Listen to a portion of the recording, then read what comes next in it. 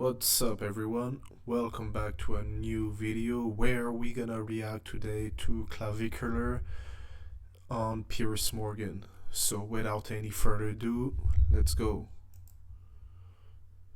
But why were you slightly apprehensive about doing this? Well, it's just like he said. I think you've run a lot of hit pieces on people.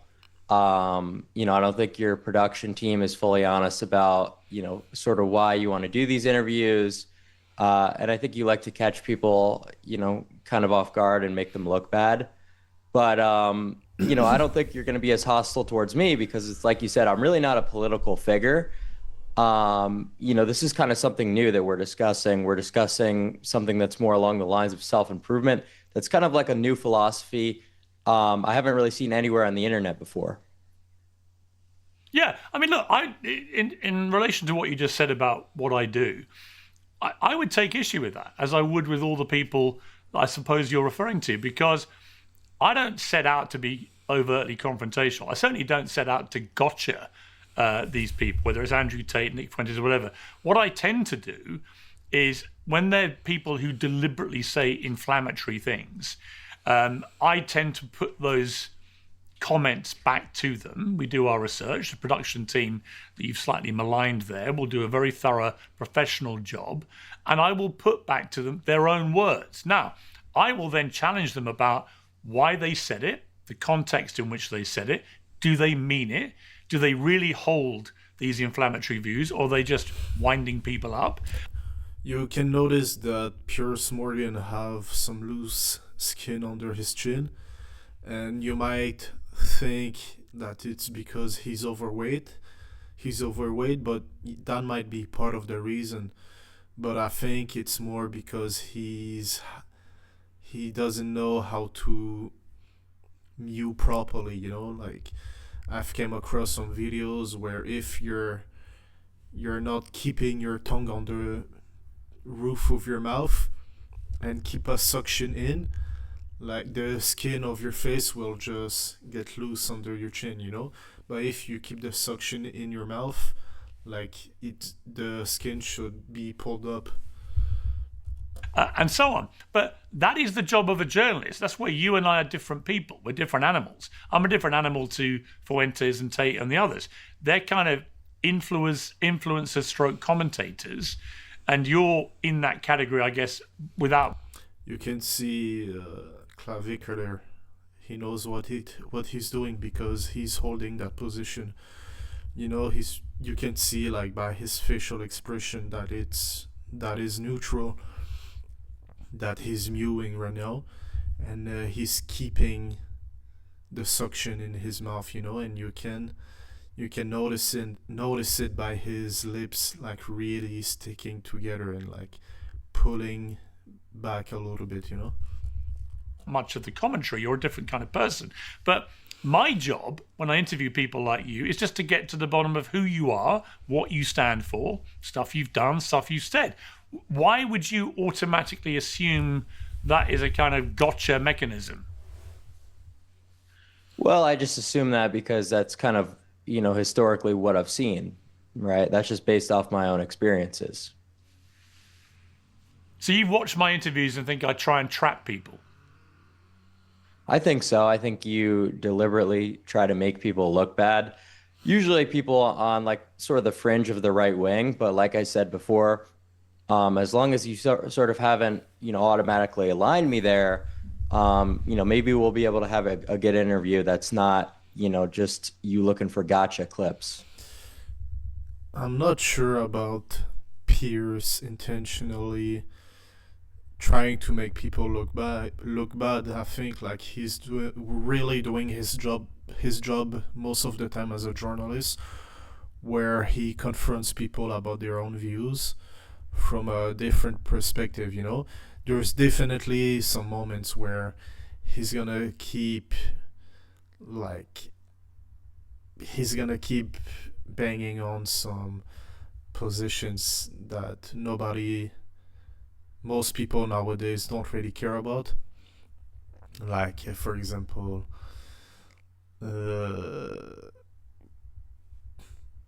what's his name again? Nick Fuentes praising the Third Reich, for example, or just like he keeps like bringing back the Holocaust and how like it affected the Jews, but it happened 80 years ago, so most people don't really care, especially when like the state of Israel is killing people on a daily basis since what, like 2 years and a half now. Yeah, listen. I've got no desire to just look for a gotcha clip. I can promise you that. I don't Okay, think then I've I set think we'll out have a with good those other time. people. Yeah, I don't think challenging people on what's come out of their own mouths is ever a gotcha in relation to the other people you're talking about.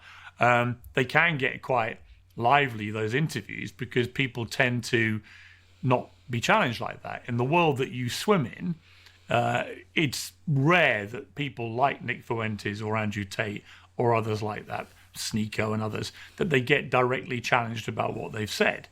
And they find it a little bit unusual and sometimes a bit unsettling. But the clips that go out, I often think, I see the reaction to them. I'm like, really? You think that I just sit here and I just want to trap people when all I'm doing is repeating back to them what they've said? I don't think that's a trap. That's just holding people accountable for their own outpourings, right? Which is, like in your case, this is why I'm slightly mystified why you get boxed in with these guys, because I don't see much of a track record of you saying inflammatory right-wing things. Yeah, I'd agree with you there. I would say sort of people don't really know how to handle my ideology, so they want to figure out which political camp I'm a part of so desperately. So there's kind of a struggle to loop me into, specific groups. But it's like I always say, politics are jester. It's not something that I want to involve myself in. It's not something I want to talk about because I just simply don't care. My main pursuit is that of aesthetics and improving my looks to the maximum degree, using every single mechanism available to me. So the fact that that's become a political phenomenon. I don't fully believe him in that sense.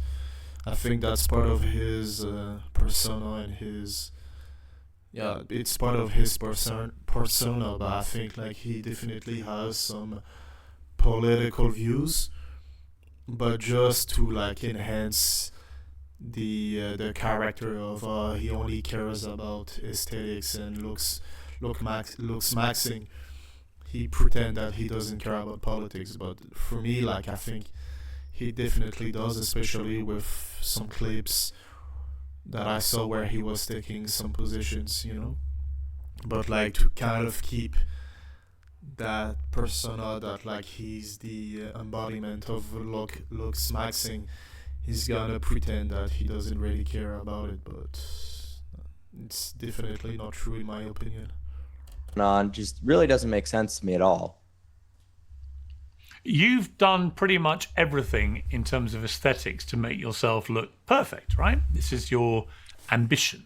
I've done absolutely nothing. I don't even moisturize my face. I've never had any plastic surgery, never had any Botox, never taken any enhancing drugs, nothing. This is me the way God intended.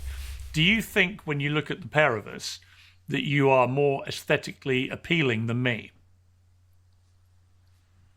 I don't really think it's necessary or beneficial to anyone to sort of, do some comparison, in our looks level, because while most of it can be attributed to self-improvement, there is a big genetic role. So, my entire ideology is more so about improving, not really about comparison. Yeah, now he wants to be politically correct, but he's always shaming and making fun of people that don't look as good at him, as him. So he's definitely being politically correct now, but you can know for sure that like he definitely thinks he looks better than Piers, and he's really proud about his look, and he doesn't hold back most of the time to put it in the face of people. Too much. But my argument about that, just generally about the whole self-improvement boom of the last 20 years, is that a lot of people that go down that path end up looking worse than they did to start with. And that actually the best way to look good is not to go down the path of relentless self-improvement, to trust what you were given by the good Lord and to avoid doing too much to yourself. I see so many people, particularly in entertainment, who've just ruined themselves, ruined their faces in the pursuit of what they perceive to be aesthetic perfection. But well, that's because they don't know what they're doing. A lot of them are opting to go with things like filler and Botox, which can, like you said, lead to these botch jobs. You know, you look at guys like, you know, Zac Efron, who have tons of filler in their face and it starts to migrate. It's just not a look that anyone should be pursuing. But looks maxing can be as simple as losing weight, right? So even going on a diet, which I'm sure is something that you've done previous. Now, Piers is referencing people that it's pretty obvious that they did a botch job, you know, like they really look bad. But there are some people who did a really good job at it, and you can't even tell, you know. People like perhaps Tom Cruise or what's his name? Yeah, I forgot the other guy, but he's Brad Pitt. You know, both of those guys, I'm pretty sure they did plastic surgeries like to keep their youthful looks, and it looks pretty good. You know, it's super hard to tell that they've done any kind of surgeries, but they did, and it looks good. You know, so there's definitely some people who does it right. Is part of looks maxing. It's not just these super intensive plastic surgeries or these cosmetic procedures. It's just anything that's going to improve your looks. Well, I've never been on a diet, one. Secondly, I have recently lost 5 kilograms. Well, recently I've lost 5 kilograms because I managed to break my femur and have a hip replacement. And so I've not been drinking and I've been eating quite healthily. And it's amazing. The weight just drops off. So I'm somebody who likes to drink. Yeah, well, it's not a diet. It's an enforced regime that's come about through an injury, right? So a diet is That's a diet is a voluntary. That's literally a diet. Well, it's that. Well, no, it's not, because a diet is a voluntary regime you go into for no other reason than you want to lose weight. I went into an involuntary regime forced upon me by circumstance of a fracture. It doesn't matter how it's forced upon you. Well, any sort of deviation. One is voluntary. No, it doesn't matter if it's voluntary. Okay, that's just semantics that leads to nothing. So I'm not sure why they hung up on that, both of them. But like, who cares? You know, like Piers is trying to be a snob and like to be Mr. Right all the time, but yeah, it's pretty ridiculous. You're not. It's a deviation from your normal routine, right? Whether or not you're forced to be in a caloric deficit or not, it's still a diet. You know, like, and you know, regardless, it doesn't really matter. You've done a calorie deficit before. That can be something that's considered looks maxing. So by definition, Piers, you are a looks maxer. You're just someone who is kind of on the surface level of it, right? I'm saying that in such a competitive dating market, you might need to take it a step further and sort of maybe utilize some peptides, maybe get a little bit leaner than, you know, your current body fat percentage. That's kind of all I'm saying. Right, but I mean, I might argue that I'm mogging you right now. Okay, well, you know, that's a fair perspective. Go for it. For those who don't know what I've just said, what does mogging mean? Basically outshining someone, looking better than them. And there's different types of mogs, right? There's status mogs, there's, you know, money mogs. So, you know, you might have me in those categories, but I think we need to add in a little bit of nuance that it's not a looks mog, you know? So you would say that you have the edge over me in looks mogging. Piers looks so happy to employ the new word he just learned. You look at his face like he's smirking a little bit, and he's happy to use that word. I think I might have you by just a small margin. I don't know, but that could be attributed to youth, you know? Yeah, So but youth who knows? isn't always Back in the everything. day, Youth, a lot back in the of day, you women might find have the been. older dude. A lot of women find the older dude more appealing than the young pimply youth. You know. Well, absolutely. But I would say for the most part, looks are an extremely objective thing. And that's sort of what I'm trying to, push people towards realizing is that, well, you might not know these facial ratios that make someone attractive and harmonious or not. They're subconscious, right? And everyone is judging you based off of them. And it's not something that's within anyone's control. So simply being able to identify them and improve upon them is a very beneficial thing.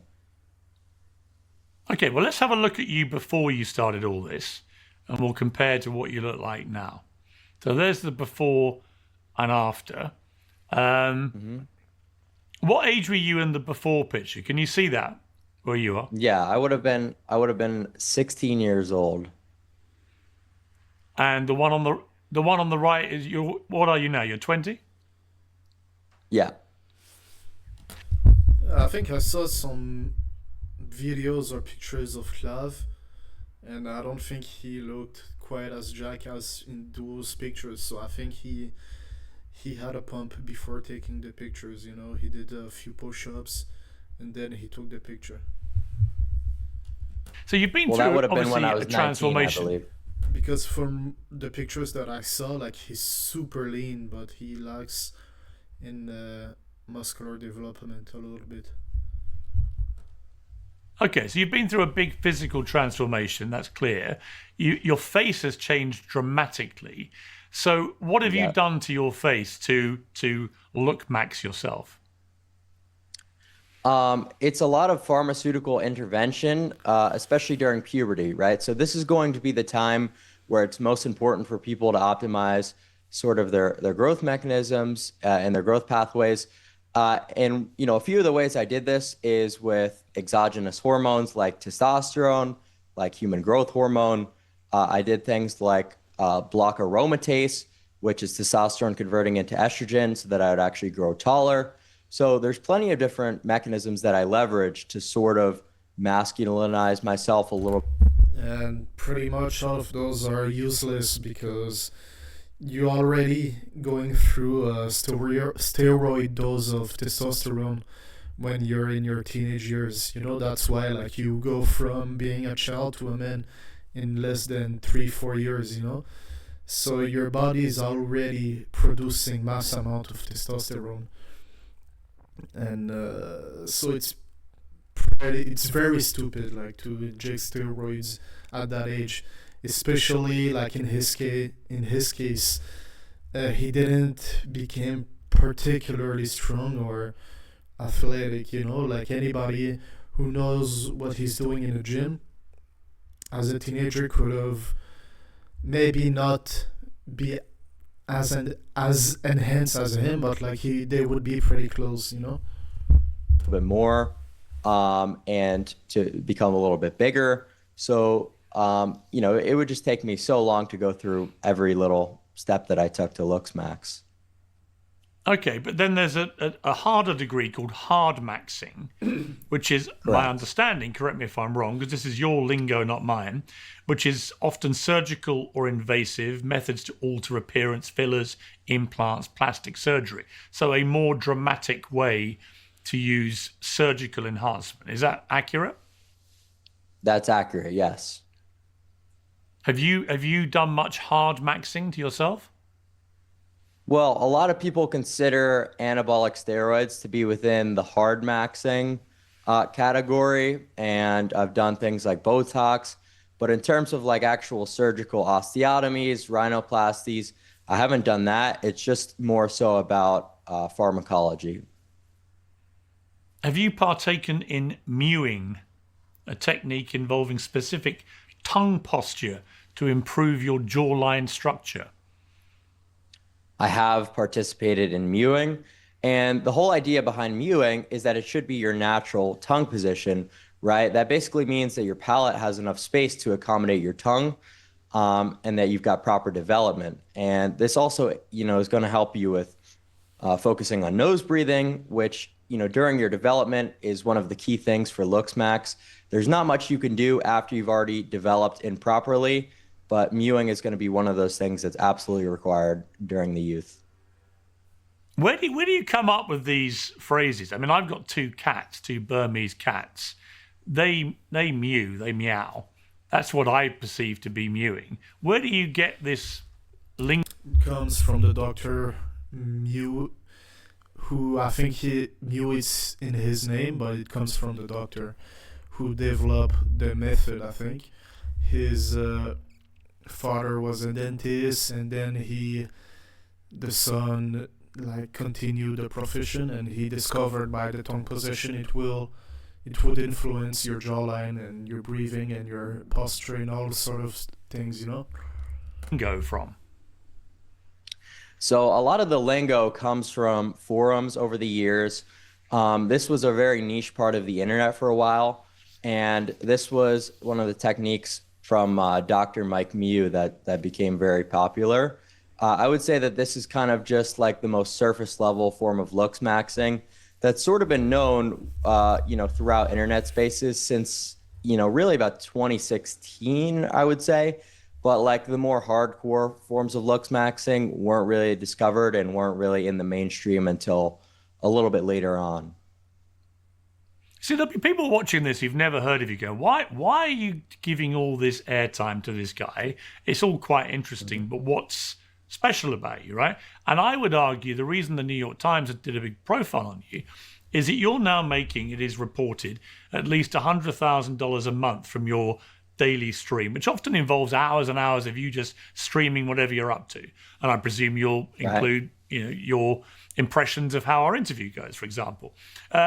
It is fascinating to me that someone like you at your age can come and become a millionaire really by just using a load of phraseology combined with, I guess, self-improvement. Nothing new about self-improvement, but you're combining the two and what young people perceive to be a cool way, which you have tapped into, which is very lucrative.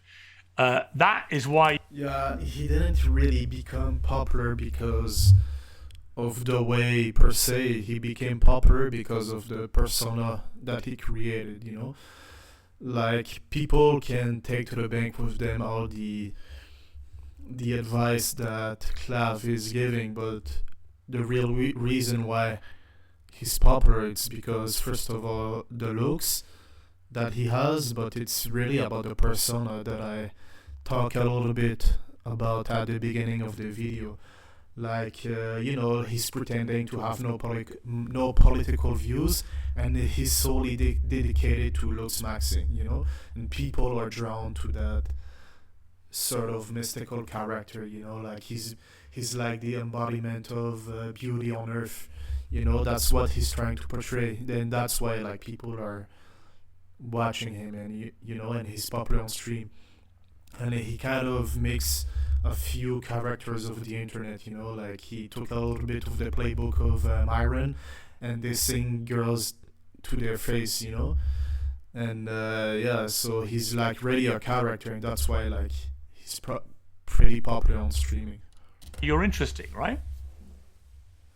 Yeah, I would say so. And I don't really think it comes down to the finances. That's sort of something that has been, really pushed in the media for some reason, but I don't think that social media money in this day and age should really be that surprising to people. I think there's content creators who are a lot better off than me financially. So I'm kind of just shocked that people cared about that headline so much. And the thing is, Piers, simply what I'm saying is my life is kind of on a one-to-one linear timeline with my exact ideologies that improving your looks is going to have a direct correlation with improvement in your life, right? So sort of as soon as I started really ascending and really getting into those high percentile looks, look at what happened to my life, right? I became that millionaire, I became famous, and a lot of things just started going really well for me. Who knows if this would have happened if I were, in the lower percentiles of looks. Maybe some of it could be attributed to charisma, to my personality and uniqueness, but I would say for the most part, this wouldn't be possible. This generational run, as they like to say, would not have been possible without... As you like to say, I would say that you are pretty successful at what you're doing because you put yourself out there. No matter if you're good looking or not. As you said before, there's plenty of people that making like more money than you on social media, and perhaps they're not as good looking as you. So like the theory kind of falls apart. It's about you putting yourself out there. Are you gonna stay like conservative and doing like living your day-to-day life, like going to school or just working a normal job, or are you gonna take some risk and put yourself out there and try something new? And that's what you did, and that's why it worked. It's really like a combination of factors. But I think Clav is giving way too much credit to his looks. He looks. You mentioned your charisma. What another phrase is jester maxing, the act of using Yes. humor, clowning, or absurd behavior to gain attention from women. I mean, that's just chatting them up. You see, Clav is smirking at that, but it's a serious subject, because most men like are jester maxing. That's like the default state of most people is jester maxing. So it's a very serious topic, and it's definitely like collapsing society because most men nowadays don't have any backbone. So like for me it's not funny, but like I like the fact that Clav is like pointing it out as a behavior. Up, isn't it? And having the old gift of the gab. No, I think jester maxing is its own category, right? Being funny, that's not necessarily jester maxing. I would say that jester maxing, a lot of the times it's like that kind of self-deprecating humor, like someone cracking an egg on their head or something like that and saying, "Oh, look at me, I'm such an idiot," or something in front of girls. So it's its own very unique thing. Just being a clown and stuff like that. I think everyone knows a jester when they see it, and sort of once you know this terminology. That's like Dean with the streams with Larry Wheels. Dean is jester maxing, and what's his name, Larry. He used to be pretty stoic, but now he's just maxing for streaming money. So he's acting like a whore for the streaming. You're going to be able to use it in your day-to-day life quite perfectly. Have you managed to seduce many women by cracking eggs on yourself? No, I have not. Yeah. I'm not entirely convinced jester maxing is the way to go. Slay maxing. No. I'm actually anti-jester maxing. Yeah. Oh, you're anti it? No. I beg your Yeah. Jester I beg your maxing pardon. is a very You agree with me? term. Yes. No, I agree got with it. you, absolutely. Jester maxing is. I'm sorry. I've got Mr. on my rant. So jester maxing is an insult. Oh, yeah. No, the last thing you want to do is be a jester. Very last thing. Got it. Slay maxing, is that means to have sex, right? Yeah, absolutely. What's the significance of using the word slay? Slay is just sort of a term that we use on the forums for having sex with a girl, because a lot of people would directly correlate success in their ascension with success with females, right? So getting a slay was sort of like the ultimate pursuit for looks maxers. I think it goes a whole lot deeper than this. I think a lot of it, and the reasoning that you should looks max is just overall quality of life stuff. But, improvements in the whole dating scene is certainly something that we've seen. So that's kind of just placing like a value or, just being able to gauge your successes. And your argument is... Yeah, slay maxing, in my opinion, it's the first time that I hear of this word, but in my opinion, slay maxing is a really bad way to judge your ascension, quote unquote. Because like pussy is super cheap nowadays, it's pretty much worthless. Like even for people who's struggling to get laid, like if you're persistent enough with one girl, like the ones that are friends on maxing per se, they're gonna eventually get laid in one way or the other. It's really like super easy to get laid if you haven't figured this out. Like, it depends on your age. If you're 30 or 40 years old and you haven't get laid yet, like, you're pretty much cooked. But let's say you're not even 20 yet, like, you're still a teenager, but you see some people around you that are slay maxing, and you're yet like how we say, you're a late bloomer, for example. Like, you're still half time, like, you're still young. Don't compare yourself to the chads, quote unquote. Just follow your own path, but like, eventually you're gonna get like the trick. But to slay max, it's a really bad way to judge your ascension. It's because it's super cheap, even if you're ugly. Like, the black pillars will beg to differ, but in my opinion, like, it's anybody can get laid. So as you've pursued this looks maxing campaign for yourself, you've become more attractive and you've had more women. Yeah, that's correct. So in that sense, you're very different to someone like Nick Fuentes, who told me proudly that he's a virgin. He's never had sex. Right. Well, I don't really understand why it's so, controversial to say that when, that's for religious reasons, right?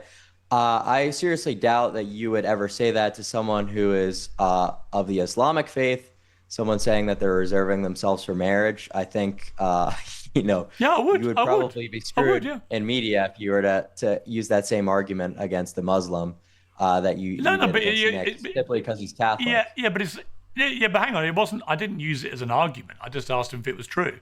I didn't care either way. It doesn't bother me. No, you it's knew just what you were interesting doing. to me that. Well, what do you You think knew I was exactly. doing?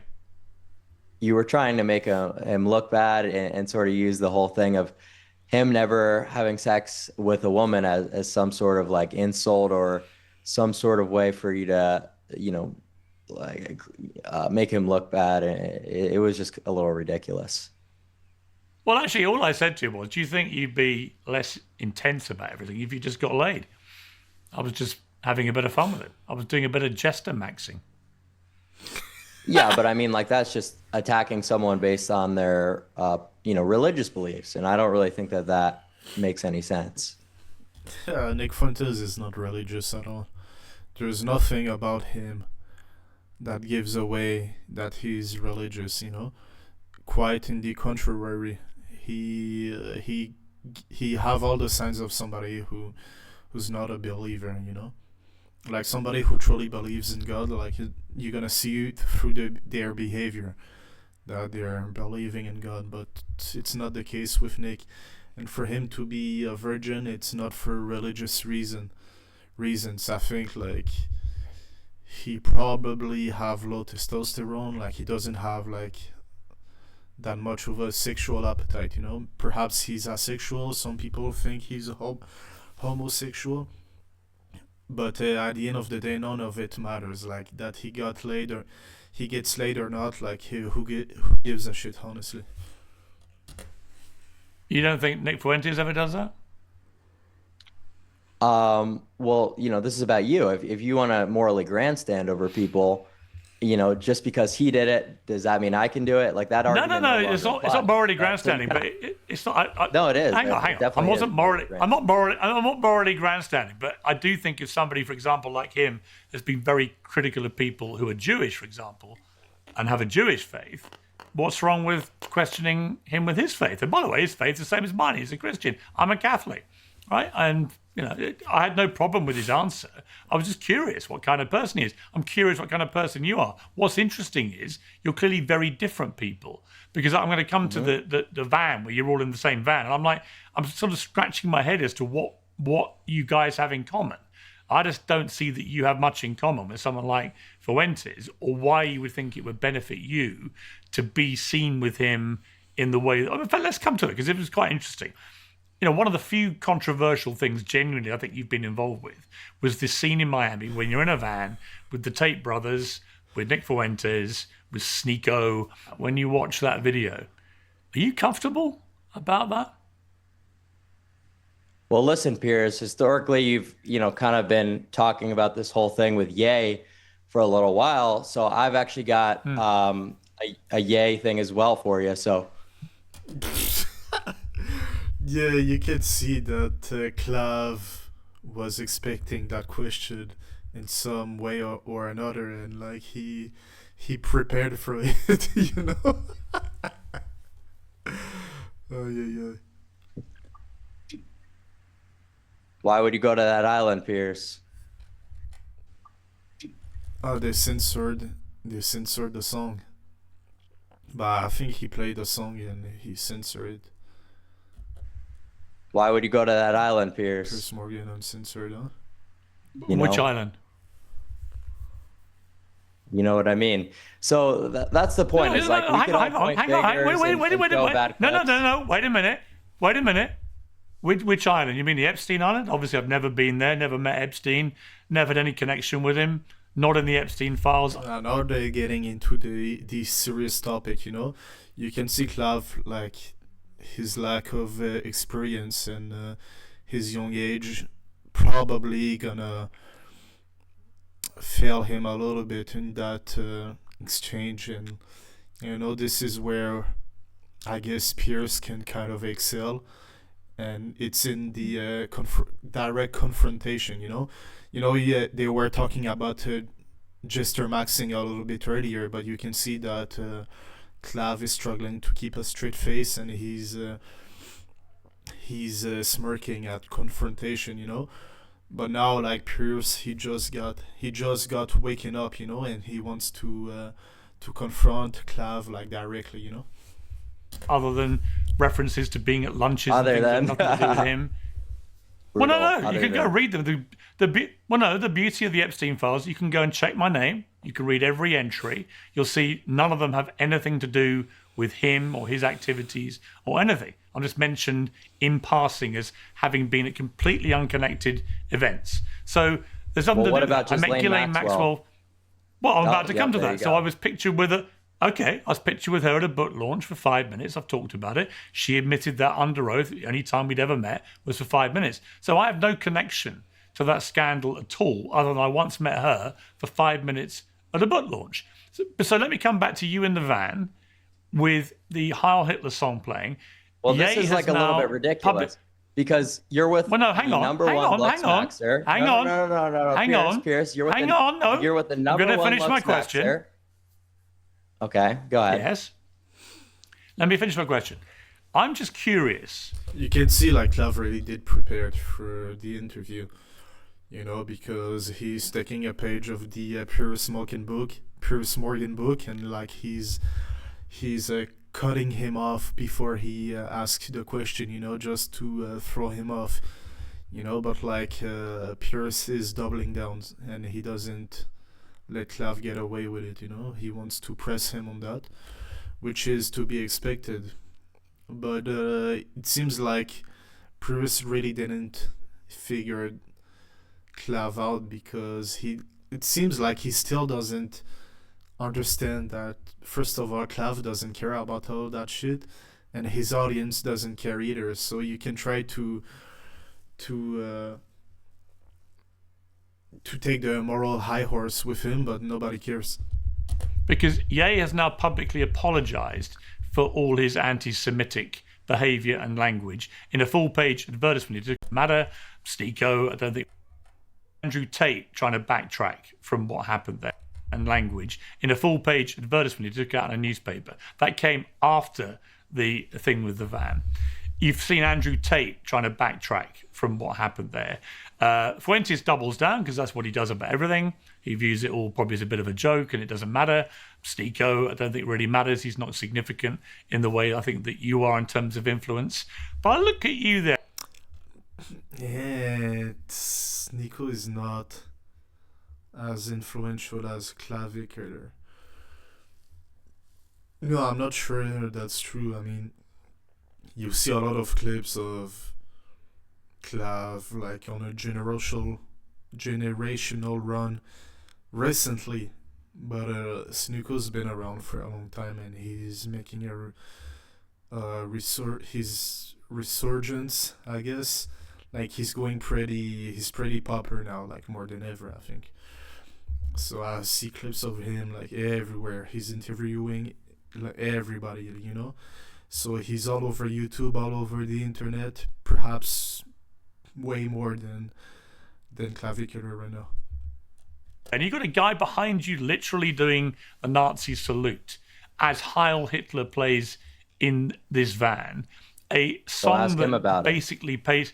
Well, hang on. A song that pays tribute. Well, you're singing along to the song, and it pays tribute to the most genocidal monster of the last 100 years. And I'm just curious whether you think it's funny, whether you now regret being put in that position, whether you wish you hadn't been so enthusiastic about singing along to that song, or whether you don't care at all. And I don't have a fixed answer for you.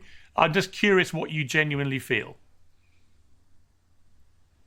Well, the thing is, Piers, I'm not political and I didn't play the song, so that's kind of all there is to it, right? And I find it quite silly to me that you're with the #1 looks maxer, and instead of asking how you could ascend so that, you know, your wife wouldn't tweet out captions like, "When my husband's away, Mr. Sud comes out to play," maybe if you asked me how to ascend, then that would stop happening to you. You know what I mean? Yeah, he prepared for that, but yeah, I'm super happy that he put it in his face, because you know, like, I really have an aversion to cocks, you know, and it seems like most people nowadays, like, I hope not most people, but like a lot of people are cocks, and they're happily being cocks, like no problem, you know. So I'm super happy that Clav put it in his face. Okay, so you're distracting, and that's fine. You're having your fun. I've got no problem with that. But just to be clear, you were in a van singing along to Heil Hitler. Do you regret doing that?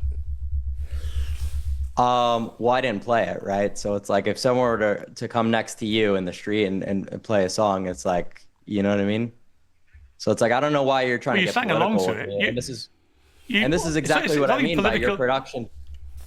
Wait, listen. No. Day, I've got nothing to do with it. I'm just curious. I've got nothing to do with it. Well, so you're singing along. I really have nothing to do with it. I have nothing to do with it. And this is what I mean, right? So you basically lied to, my PR team that you wanted to come and interview me about looks maxing. And this is what you do, right? I've literally spent the first. I spent the first. Well, hang on. Stop being such a baby. I spent the first half hour of the interview taking you seriously about all the looks maxing thing. I find it genuinely interesting. I find it also interesting. Okay, so let's talk about that. Hang on. Let me finish my point. All right, let's try and keep things civil. There's no reason not to. Yeah, you can see that Piers, he's taking advantage of the lack of assertiveness from Clavicular to interrupt him and press him on that van thing with Andrew and all the others, you know. And he's taking advantage of it, and like he keeps pressing him on that, because you can see that Clav, I don't know what it is, like maybe it's like his young age, but he really lacks assertiveness, you know. So that's perhaps something he should work on a little bit. To be. I'm just bemused why you would want to be associated with those other guys, most of whom have doubled and trebled down on it, who don't care. One of the best thing that works well with Piers Morgan, it's if you threaten him to leave the show, he's gotta shut up and change the subject right away, you know, because they've been talking about roughly looks maxing for 30 minutes. And now they're like at the half of the show, and he wants to be a little bit more political. But you can see that Piers, he's invested into that conversation. And if Clav would have just threatened to leave the show based on false pretext, like he would have changed the subject right away. They don't mind idolizing Hitler. They think it's funny. They joke about the Holocaust and so on. I'm not sure you're that kind of person. But you have a chance to tell me whether you are, right? You were in this. I just told you, I'm not political. Well, it's pretty political to chant Heil. Well, to sing to a song called Heil Hitler, you're being political. It's like I don't know why you're trying to.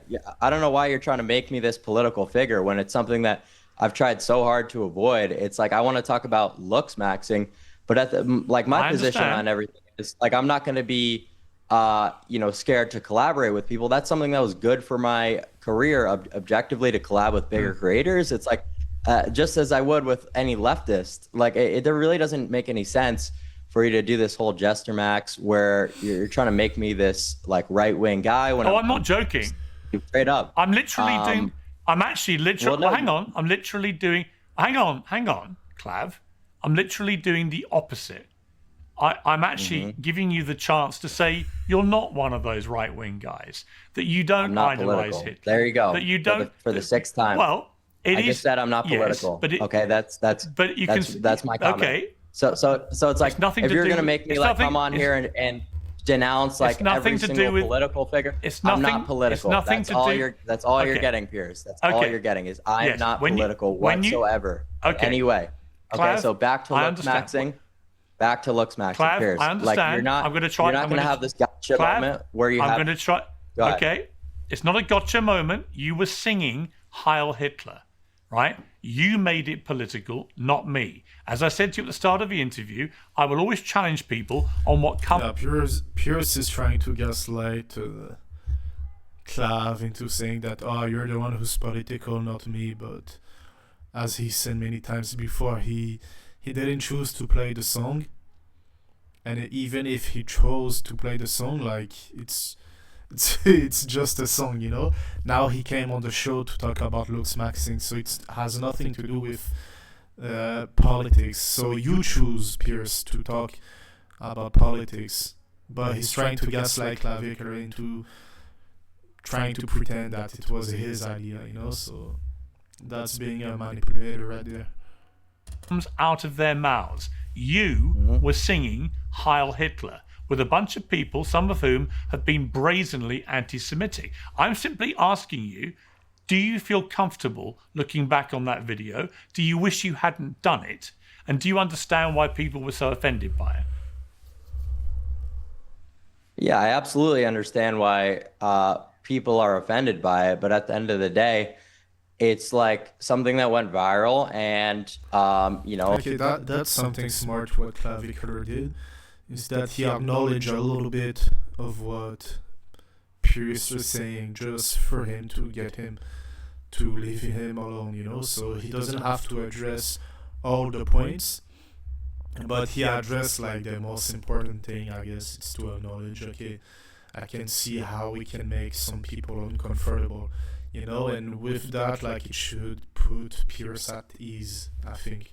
Like, I'm a content creator, but it was sort of more of a headache than it was a positive. So at the end of the day, and I'm not political, and this is kind of like what happened was now people are asking me all these questions about podcasts. So it's just really not something that I want anything to do with in terms of like my content to do political stuff, to do any of these like huge PR stunts, you know what I mean? So like I'm simply here to advocate for men's issues and looks maxing. So that sort of distracted from that a little bit. So that was never the goal. I get it. So I get it, which is what I thought would be the case. So just to conclude that, not going to overrate it. Okay, you don't have to like keep going for clarifications. It's like I told you. No, I'm not asking for. I'm not asking for clarification. That's all I'm going to say about it. One more question about it. Given what you've just said, I'm not going to answer. So move on. Okay, all right. We have another question. Yeah. I'm not answering your questions about politics anymore. So this is exactly what Knowles did to me that landed me in a lot of trouble with the whole thing about JD Vance. Is like now I attacked JD simply because, and I was trying to comment on looks, right? But this went viral all over Twitter and it distracted from my message. So that this is not like something that I want to keep happening where it's like, I simply make a comment about someone's body fat percentage and all of a sudden I'm a left winger, I'm a Democrat, I support Newsom. It's like, no, I just simply said that he's fat, right? Like I didn't support anyone. And that he's subhuman too. That's what you said too, don't forget about it. You waited. Clav, you're getting ahead of yourself, because had you waited, I'd have said I totally understood what you were doing with JD Vance and Gavin Newsom. You weren't making a political statement. You were making an aesthetic statement. I didn't think you got political there. You were simply saying JD Vance looks a certain way, Gavin Newsom looks a certain way. For your look maxing aspirations for people, Newsom ticks more boxes than JD Vance, right? I said that he mogs him, yes. Yeah, so I got that, and that's why I didn't think that was political at all. My last question on the other matter, and you don't have to answer, Okay. I'm going to ask you the question, is given what you said about understanding why it offended people, wishing you hadn't done it and so on, would you like to apologize for being involved in that? Ooh, okay. I didn't think he would go there, so now basically he's asking Clav like to act like a bitch. I didn't play the song, so I've got nothing to say about that. You're not sorry about singing along to it? I had nothing to do with it, Piers. Okay, so now Piers is really doing his bit about the humiliation ritual. It's super weird. Like, I don't know why he's so hung up on that. Like he definitely has an agenda with every interview he does. And it seems like that agenda is serving like a particular group of people. At the end of the day, You did sing it. had nothing to do with it, Piers. Like, I don't know why you're trying to, constantly circle back. It's like, I'm not political. No, I'm not. I just Answered it. okay. I've tried. That all I'm gonna I've say. given you three. I've just given you three opportunities, given you expressed regret for people who were offended and so on, to apologise. You've chosen not to. You don't have to. I'm not forcing you. I'm not trying to gotcha you. Would you I've like to literally played a apologize video. for being with Ghislaine Maxwell and being in the Epstein files? No. Would you like to apologize for that? No, because I've told you I'm in the Epstein files. Based, no Somebody said- apology. Based, yeah. No, Epstein had aura. You don't understand. You don't understand. The Epstein had difference aura, Piers. W admit. Sorry? Are you He had saying what? he had aura, so you're not going to apologize? No, what do you think I'm apologising for? Yeah, Clav just confused Piers with all that slang. Well, you just said you're not going to apologize. What do you want me to apologise for? For being involved with Ghislaine Maxwell and Epstein. Well, obviously, as I said to you, I never met Epstein or had anything to do with him. None of the references to me in the Epstein files show any improper behaviour at all. I'm simply mentioned in reference. Here's what Clav should have done if he really wanted to press Piers on that subject, is to press on the fact that he got into contact with Ghislaine Maxwell after Epstein was convicted of sexual predation or whatever.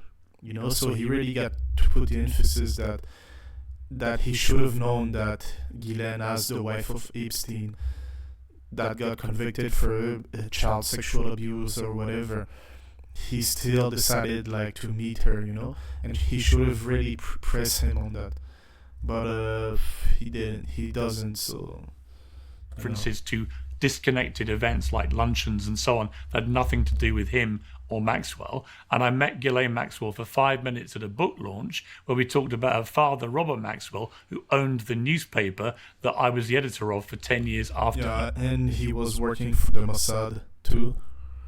And we all know like the Mossad have their nose all over the world and doing some shady stuff, especially in American politics. Died. So there's nothing to apologise for. Whereas in your case, because you've expressed regret over being caught up in a situation that you said was out of your control, I don't think it's unreasonable of me to say, well, are you sorry? If you're not, you're not. If you are, now's your chance. Well, listen, we've talked about, all those situations. So, I think if you have any other questions, we could just move on to that, and I won't bring up your involvement Okay. with Ghislaine Maxwell. No, you can. You can talk about that as much as you want. Very happy to. If you have any supplementary Well, questions, I'm here to talk about looks far maxing, away. like I told your production team. So Yeah, that's but the kind of difference what is, I don't I mind thought you you. were going to I don't interview mind. me. I have no Well, problem because with you talking to me about Ghislaine Maxwell or Epstein or the scandal or anything. If you what I have would more hope not, because you're a questions, political far away. commentator. I'm not. Yeah, that's I would hope you Okay. wouldn't have a problem with that, because that's literally your job. But it's not my job to Yes. sit here and talk about all of these different political issues. It's really not my job. Right. It's not something Well, I can I give a offer shit you? Can I about. offer you? Look, I have 3 sons, right? And they're a bit older than you. If you were my son, I'd be applauding you for the amazing business you've built for yourself. I think a lot of what you do in the self-improvement thing is perfectly laudable. I think there are some parts of it, which I'll come to, which are a little bit more concerning. But if one of my sons was caught in a van with a bunch of people, some of whom have been proudly anti-Semitic, and they were singing along to a song called Heil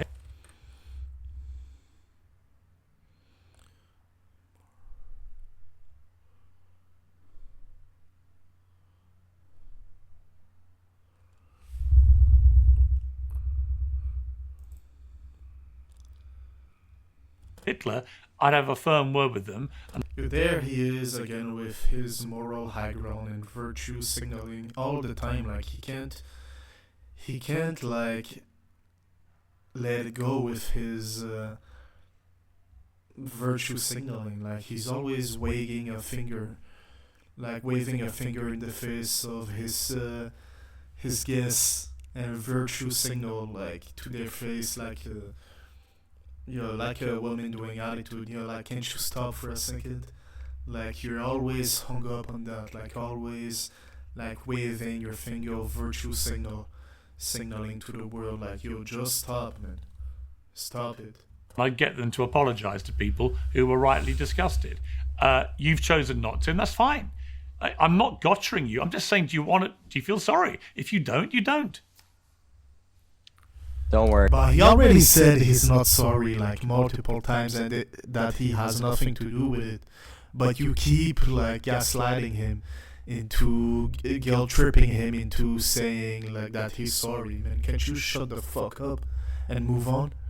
Your sons will never have as successful as of a media career as me, so you won't have to worry about any PR disasters. I'm sure you're But, right. like, for the love of God, are you ever gonna move on from this line of questioning? Yes. Or I'm going to move on now.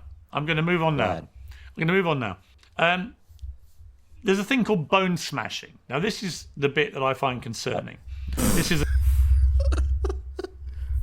Bro, for real, like Piers, he's really like a psychopath, or he's really good at his job. Like he literally, like between looks maxing question, he introduced that Heil Hitler stuff in between, and he's trying to move on and pretend as if nothing happened.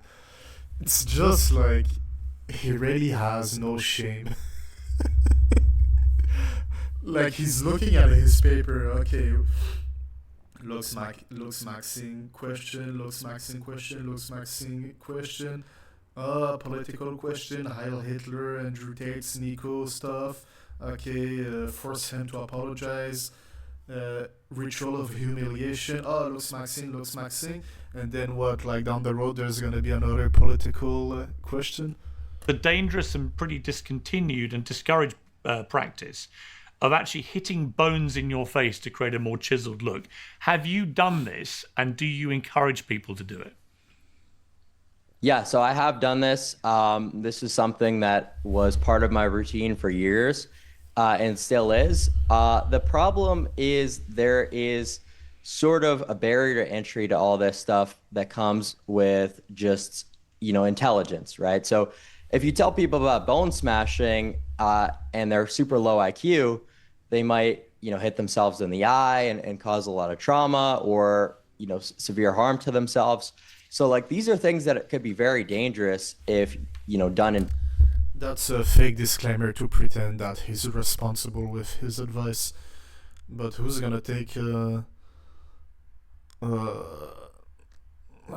hammer and hit his eyes with it? Properly, But also, Like he's anticipating some pushback from Piers, so he's pretending to be cautious with his advice. things that can have a lot of benefit, and this is always the nuance that I give. So it's sort of a double-edged sword on whether or not I recommend it. It's like if done properly, with the proper precautions, it can be a good thing, and it will be a good thing, but there is a lot of risk involved. See, I just don't think smashing your face up is a good thing to be encouraging anyone to do. Okay, well, tell me why not. Because I think the obvious potential downside massively outweighs any potential upside. And there's also a kind of wider point I'd say to you, which is, well, to me, like my overriding view of your whole sort of philosophy about no, but like why do you not recommend bone smashing? What's actually wrong with it mechanistically? Self-evidently, because smashing, well, I can tell you why I don't recommend bone smashing. I literally smashed a bone 5 weeks ago. I broke my femur falling over, needed a hip replacement. It's wrecked my life for the last 5 weeks. I can't. Well, we're talking about very fly, intentional, localized microtrauma. I know. Not talking about falling over and breaking your hip. Yeah, I know. So are you saying it's not possible for you to have, a semblance of precision to not just completely shatter your orbital rim or something? Like, it seems like a very easy thing to do. It seems like a very easy thing to do, but you just advise yourself against it because you can like wreck your face with it. So as I said, you are like it's pretty obvious that it's an easy thing to do, but you were faking some responsibilities in your advice because you knew Piers will push back on it. But it didn't work, so now like you're just acknowledging that it's pretty easy. I think my overriding question about all of this for you is, so what's wrong with it? What's wrong with bone smashing? Hang on. Well, I don't think it's a good idea to. What's wrong with it? You just said it yourself. Supposedly, like low IQ people can kill themselves with it. Supposedly, encourage people. If you do, but why? Perfectly entitled to. If you've done it and it worked for you, great. Yeah. And I don't dispute that you look good, right? You're a good-looking young man. Yeah, that's gay. No problem. Or that you've been very successful with your philosophy. Okay, these things are just a given. But I've met a lot of very good-looking people in my career, and a lot of them end up miserable, right? Because their looks eventually fade. And here you go again with his virtue signaling. He really can't stop with it. They can't deal with it, and they end up turning to drink and drugs, and they're depressed, and it's awful to watch because they pride aesthetics over things that are more important. Character, for example, your personality, intelligence, education, wisdom, all these sort of things. In other words, things. Why are you doing the same thing where you make it mutually exclusive? They're not. We might not know who that is, but certainly, and it's not one that I've ever made. Above average, and who is, that are better in your estimation, who is the best looking person in the world, and who's the best looking person ever? Oh, that's a tough one. The best looking person ever, well, we might not know who that is, but certainly, what I've said when this question is asked is based on objective mathematics. Matt Bomer scores the highest in terms of facial harmony. But, there are some other things that go into it, like, coloring, like angularity, and dimorphism. So, while that's true about the objective harmony measurements, it would take a little bit of thinking to kind of determine, and maybe some surveys. And what about women? Because I was very surprised about what you said about Sydney Sweeney. You said, I would say that she's pretty malformed. Her upper maxilla is extremely recessed. She's got the eyes of doom with no infraorbital support. She's not really that much of a looker in her face. I think that a lot of people with porn brains find her attractive because of her body.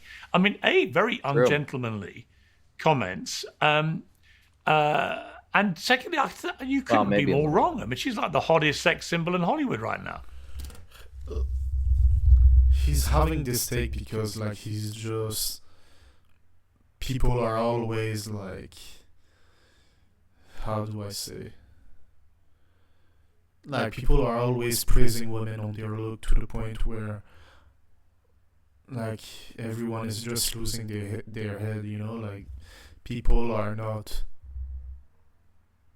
logical, they're not like rational when it comes to women. Like people are like literally venerating women, they're putting them on a pedestal, and they're really venerating women, you know. So he's just like taking the other approach to say, look, at the end of the day, she's just a human. She has her flaws, and that's it, you know. She's not more than what people make of her, you know.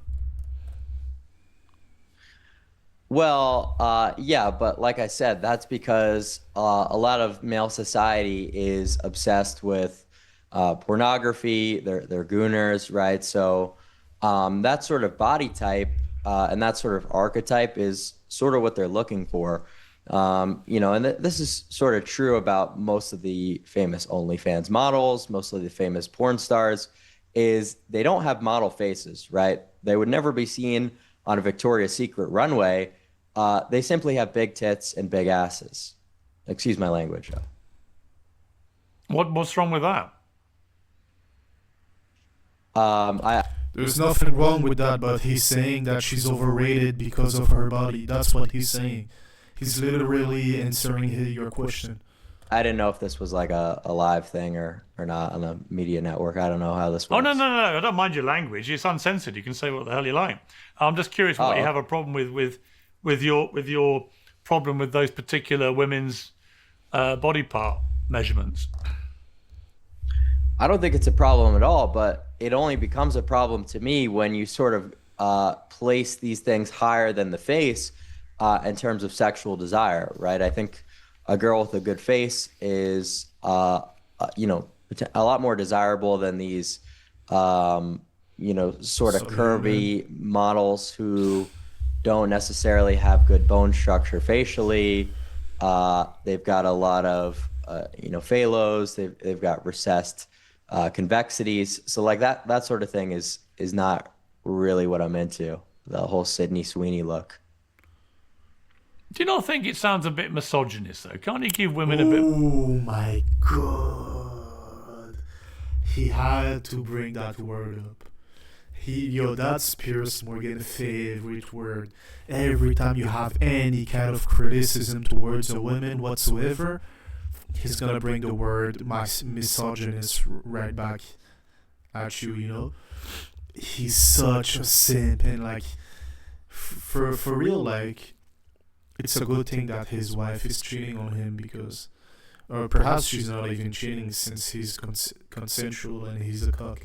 But like, these cocks are everywhere, always like virtue signaling people with their morality, and they are so annoying.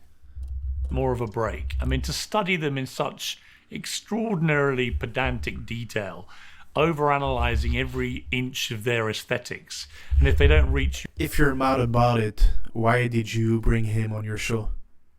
If it's such a big deal, why did you bring him on your show? your high levels of maxing, then they must be rubbished. Give women a break. I mean, women won't even look at a man who's under 6 foot as a human in a lot of cases. Like, what are we talking about? They are the most fucking brutal gender, and this is the most brutal dating market that we've ever been in. So for you to sit here and tell me that I'm being too mean or I'm not being gentlemanly, it's just a little bit silly. We just have to look on the other side of the aisle to see what's going on, and I think you'll find me pretty justified. If your theory is right, that transmaxing is the only route to happiness, how is Donald Trump the most powerful and successful person in the world? He's not. He's being controlled because literally like a puppet. What are you talking about? He's literally the puppet of billionaires. he's very tall. He's got a good phenotype. A lot of the looks features of Donald Trump, like his facial width to height ratio, are favorable, and there's a lot of traits that are sort of universal in presidential campaigns, or presidential candidates rather, like that of their height. You really never see short presidential candidates do well. So this is still all about aesthetics, right? He still fits within the categories that I'm talking about. So your position is that Donald Trump is a looks maxing example and Sydney Sweeney is not.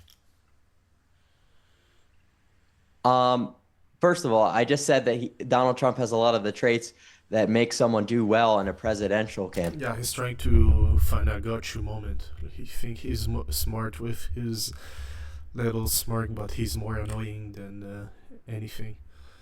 All right, so I guess that's enough for today. Like it was pretty hard to watch and pretty.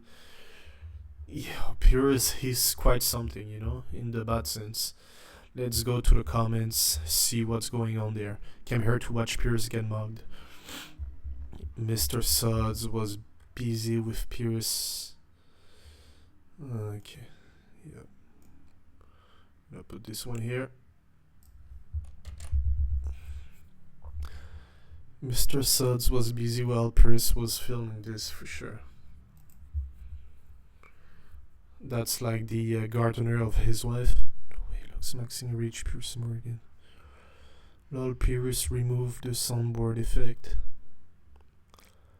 which I hadn't mentioned 29 times in the files between eating a whole bag of chips is snack maxing. Piers not understanding that he lost 5.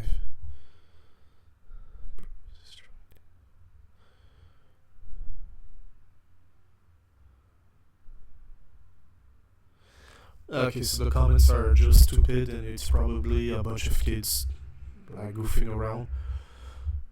There's nothing interesting in the comments, so this will be it for today, guys. I hope you enjoyed it, and see you soon for another video.